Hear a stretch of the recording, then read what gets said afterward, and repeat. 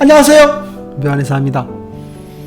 여드름과 모낭염이 얼굴에 생기면 굉장히 괴롭죠. 그런데 여드름이나 모낭염이나 잘 안 사라지는 경우가 많아요. 사춘기 여드름 같은 경우는 시간이 지나면서 줄어드는 경향을 보이게 되는데, 성인 여드름과 모낭염은 진짜 완고한 경우가 많습니다. 거의 체념한 경우들이 많거든요. 그러면 왜 이 질환은 사라지지 않는 걸까요? 그 이유에 대해서 한번 알아볼 거예요. 기본적으로 모낭염이라는 게 뭐냐면, 모낭 부위에 세균이 삽니다. 세균은 이제 황색 포도상 구균이나 이런 것들, 아니면 연쇄구균 같은 것들이 살게 되거든요. 우리가 흔히 얘기하는 나쁜 세균, 박테리아 같은 것들이 사는 거거든요.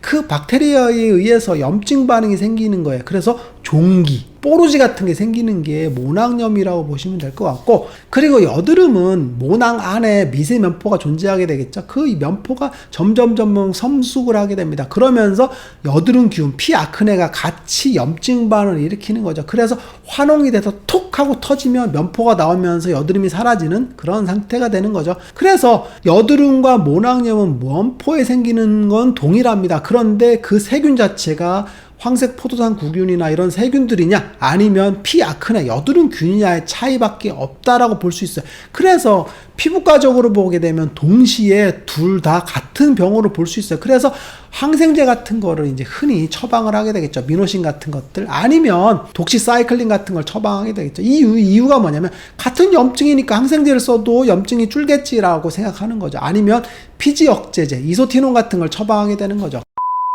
그런데 여드름과 모낭염은 기본적으로 발생 원리가 달라요. 그러면 여드름을 먼저 살펴볼게요. 여드름이란 건 뭐냐면, 가장 많이 생기는 건 사춘기 때 생기죠. 사춘기 때 쭉 생겼다가 사라지거든요. 그러면 왜 사춘기 때 여드름이 증가할까요? 이건 성장이랑 관련이 있어요. 성장, 급속 성장을 하는 거에 의한 노폐물이 증가해서 피부에 염증을 만드는 거거든요.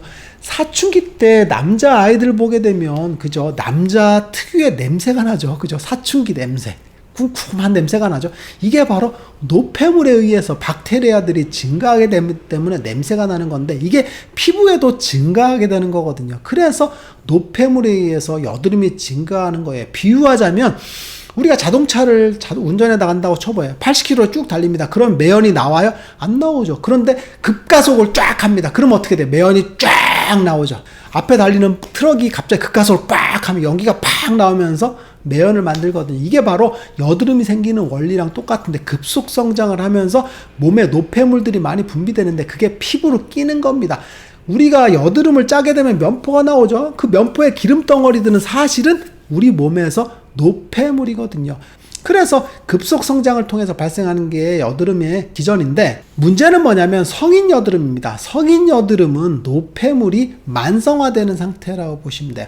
기본적으로 성인 여드름이 생기는 이유는 노폐물인데, 소화기에 의해서 발생하는 노폐물, 그리고 열에 의한 피부 염증이 자극되는 두 가지 기전이라고 보시면 될 것 같은데, 실제 치료할 때도 소화기 쪽 문제를 굉장히 중요시 생각해서 소화기 쪽에 의해서 노폐물이 안 생기는 쪽에 치료를 해주고, 그리고 피부의 염증을 낮추는, 열을 낮추는 치료를 동시에 해주는 게 굉장히 중요하거든요. 그런데 성인 여드름 같은 경우에는 소화기 쪽 문제에 의해서 만성적인 노폐물들이 발생을 하고 열이 발생을 하거든요. 그런데 이 기전 자체가 사실은 지루성 피부염과 굉장히 맥이 닿아 있습니다. 지루성 피부염 중에서 피부염이 증가하게 되면 그죠, 구진이라던가 여드름이 증가하는 경우가 많다고 했죠. 그걸 지루성 여드름이라고 했죠. 근데 이게 성인 여드름과 굉장히 많이 연결돼 있어요. 그래서 성인 여드름인 경우에도 지루성 피부염인 경우가 굉장히 많습니다.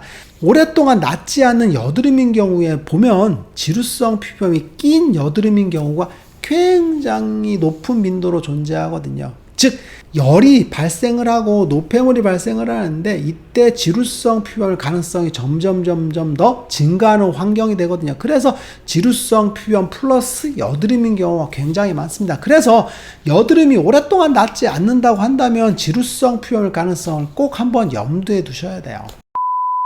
그리고 두 번째는 모낭염입니다. 모낭염이 가장 잘 생기는 부위는 사실은 얼굴과 두피 속입니다.